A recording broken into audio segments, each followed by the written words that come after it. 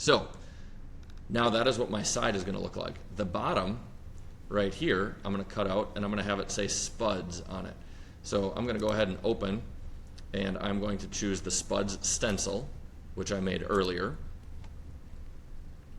And I'm going to copy this, Control copy or Control C, close it so I don't mess it up, and then Control V for paste.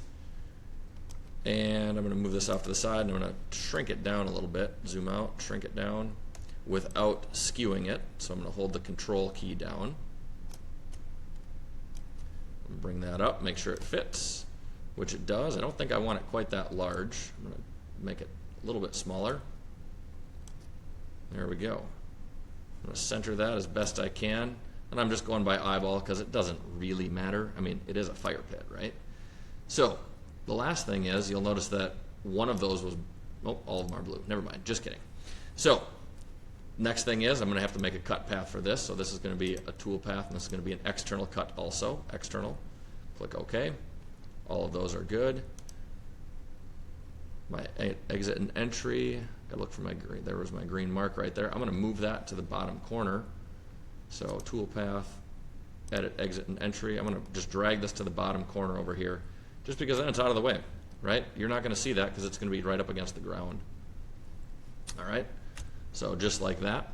Then I'm going to highlight my Spuds right here, and this is going to be, I'm going to do the same thing, kerf compensation, except this is going to be internal, so all of the piercing marks are going to be on the inside of the letters, because those are all just going to drop out. So again, I've got it at 0.3 inches, so 0.3 of an inch at about 18 degrees. We'll see how that works with everything. So taking a look, right, this is going to be piercing pretty close to that S. So I'm going to change some of those exit and entry points just to make sure that nothing is going to be super close to the edges. So here we go. So we go to tool path, edit, exit, and entry. I'm going to drag this and put it over here on the S, right? That looks a lot better. I'm going to take that P, I'm going to put that over here. The U is fine, the D is fine. I'm going to take the D and do it over here, and the S I'm going to go back over to the inside, just like so. So I'm going to click escape, and just like that, I have my tool paths ready to go. So you'll see that the tool path is on the inside this time, because it's an internal cut. All right. Now, then this one, pretty simple. This is the bottom. I actually have to ungroup these because the circles are, or they were, part of the drawing. So I'm going to do a tool path for that. That's going to be a kerf compensation. That's going to be external again.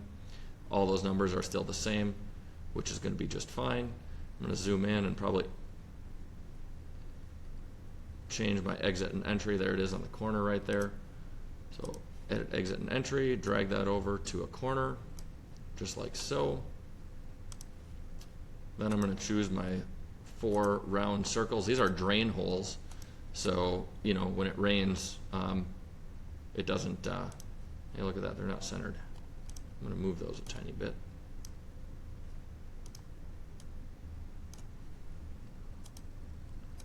Now again, it is a fire pit, so it doesn't have to be perfect, but just taking a step back and glancing at that, that looks a little bit better.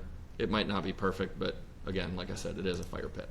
So I'm going to hold the shift button. That is going to select everything that I click.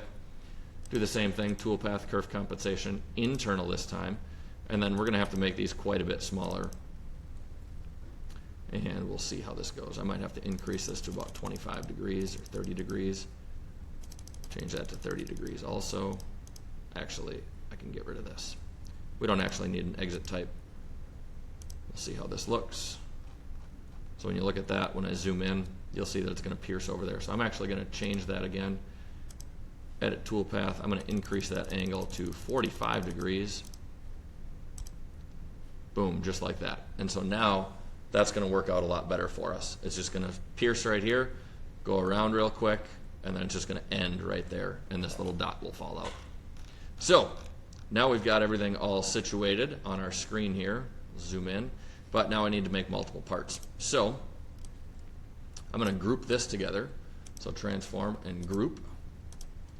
I'm going to group this together, transform, group, and I'm going to group the four big sides as well.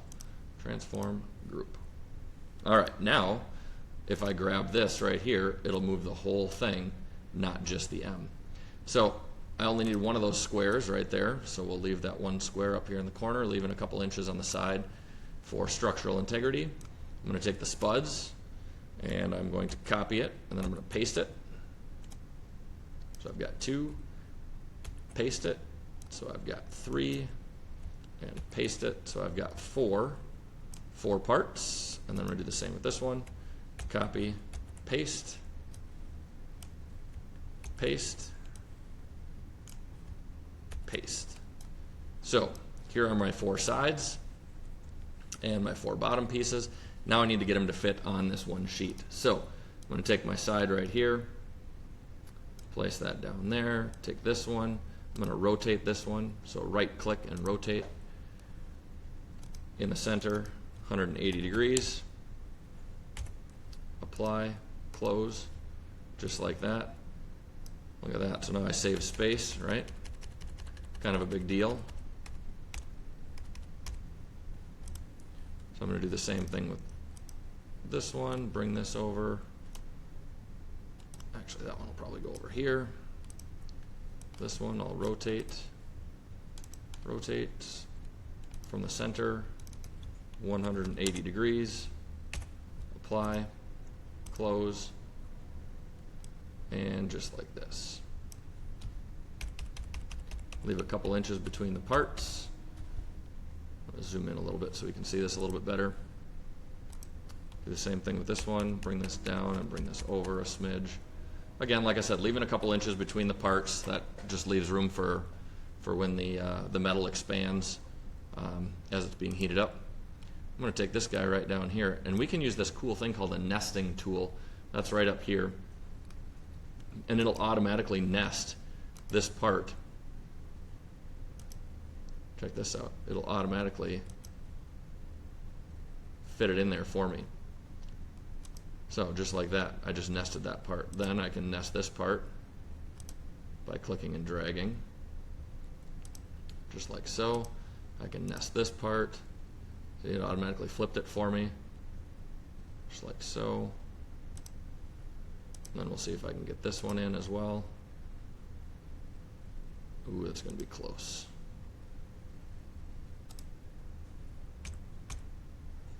So we'll see that we've got a little bit of room to fudge right here.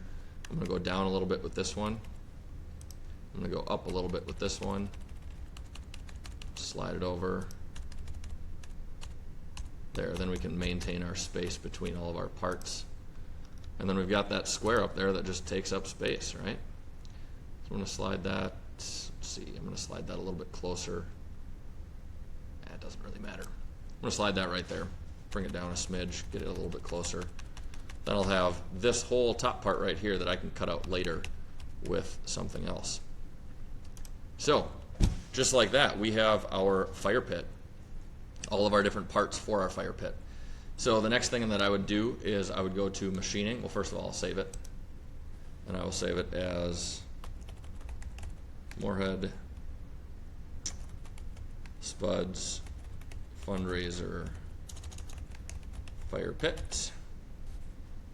So the Morehead Legacy Foundation is going to auction these off at their auction.